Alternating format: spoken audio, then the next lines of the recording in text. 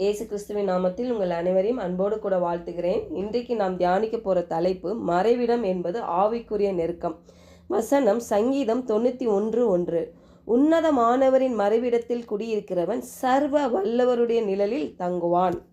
பாருங்க, சர்வ வல்லமை உள்ள தேவன் அப்படின்னா எல்ஷடாய் என்று பார்க்கிறோம். அந்த நாமம் பழைய ஏற்பாட்டில் ஒரு 50 முறை வருகிறது என்று பார்க்கிறோம்.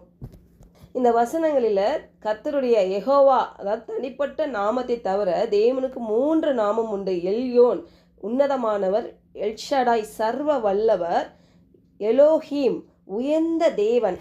அப்போ இப்படிப்பட்ட நாமமுடைய அந்த உன்னதமானவரின் அடைக்கலத்தில் குடியிருக்கிறவன் சர்வ வல்லவரின் நிழலில் தங்குவான் என்பது தேவனோட தொடர்ச்சியாக நெருங்கிய ஐக்கியத்தில் வாழ்கிறவன். இந்த நெருக்கமான அதில் நிலைத்திருக்கிற அந்த உறவு பார்த்திங்கன்னா, இந்த பயம், கொள்ளை நோய், வியாதி, இப்படி எதிர்மறையான இந்த அழிவுக்கு எதிராக ஒரு கேடயமாக செயல்படுகிறது. ஐக்கியத்தில் நம்ம வாழும் பொழுது பாருங்க, உண்மையாய் அதில் குடியிருக்கும் பொழுது அவருடைய பாதுகாப்பில் பாருங்க, அந்த தீங்கு, நோய், எந்த ஆபத்து பற்றிய கவலையே இல்லாமல் பயமின்றி வாழ முடியும். பாருங்க, இன்றைக்கு நாம் அப்படிப்பட்ட சூழ்நிலை தான் எதிர்பார்த்து கொண்டு இருக்கிறோம். பாருங்க, பயம் இல்லாமல் வாழணும் இந்த பூமியில், அப்படி தானே?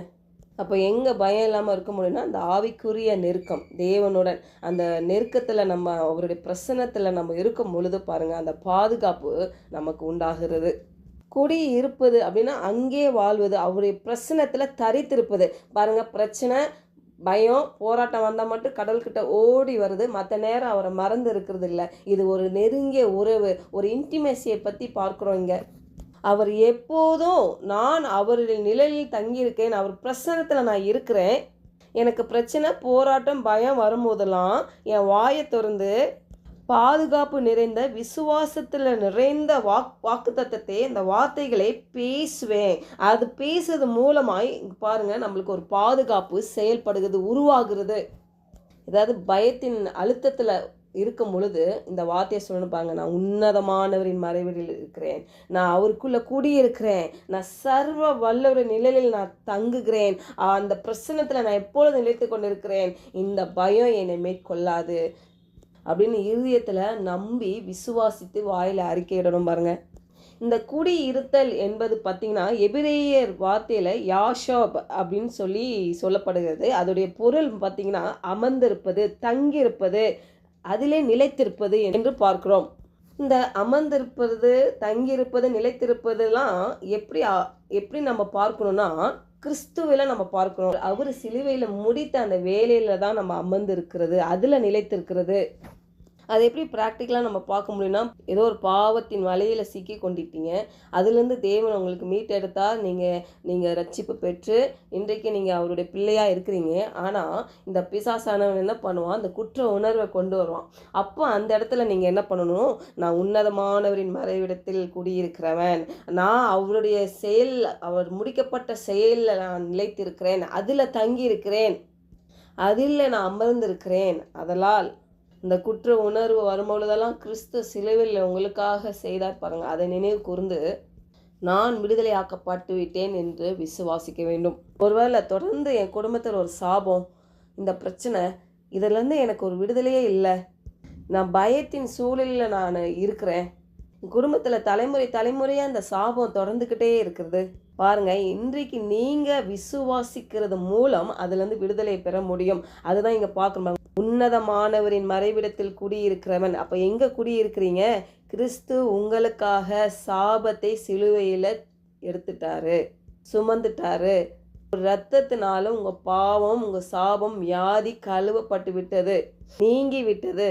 அப்போ அந்த தலைமுறையாக வருகிற சாபம் இனி நான் விசுவாசிக்கிறதுனால அந்த உன்னதமானவரின் மறைவிடத்தில் குடியிருக்கிறேன், அவருடைய பிரசன்னத்தில் நான் இருக்கிறேன், நான் அவர் எனக்காக எல்லாவற்றையும் சிலுவையில் செய்து முடித்தார் என்று விசுவாசிக்கிறேன். எனக்காக அவர் மீட்பை கொடுத்தார், எனக்காக அவர் சிலுவையில் வெற்றி சிறந்தார்.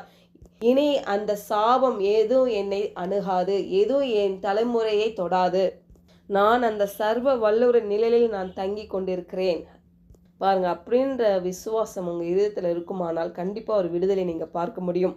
அந்த நிலையில் தங்குறது ஒன்றும் இல்லை பாருங்க, அது அவருடைய அதிகாரத்தின் கீழ் இருக்கிறது தான், அவரை முழுமையாக நம்ம சார்ந்து இருக்கிறது தான் அது பார்க்குறோம்.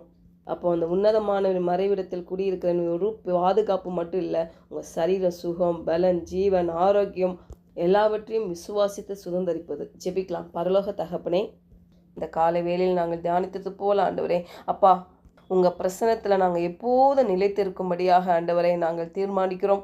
எங்கள் சோதனைகள் மத்தியிலும், பிரச்சனைகள், போராட்டங்கள், வியாதிகள், தடைகள் எல்லாவற்றிலும் ஆண்டவரே நாங்கள் அமைதியாகவும் சமாதானமாகவும் நாங்கள் இருக்கும்படியாகவும், இயேசு கிறிஸ்து எங்களுக்காக நீ சிலுவையில் வெற்றி சிறந்து விட்டீர் என்ற அந்த சத்தியத்தின் அடிப்படையில் நாங்கள் அமர்ந்திருந்து ஆண்டவரே உம்முடைய வல்லமையை நாங்கள் பார்க்க போகிறதுக்காக உமக்கு நன்றி செலுத்துகிறோம் கர்த்தாவே.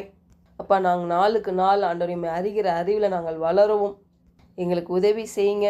நாங்கள் அந்த உன்னதமான தேவனுடைய பாதுகாப்பின் கீழ் நிரந்தரமாக வாழுகிறோம் என்ற விசுவாசத்தோடு இயேசுவின் நாமத்தினால் ஜெபிக்கிறோம் நல்ல பிதாவே. ஆமென்.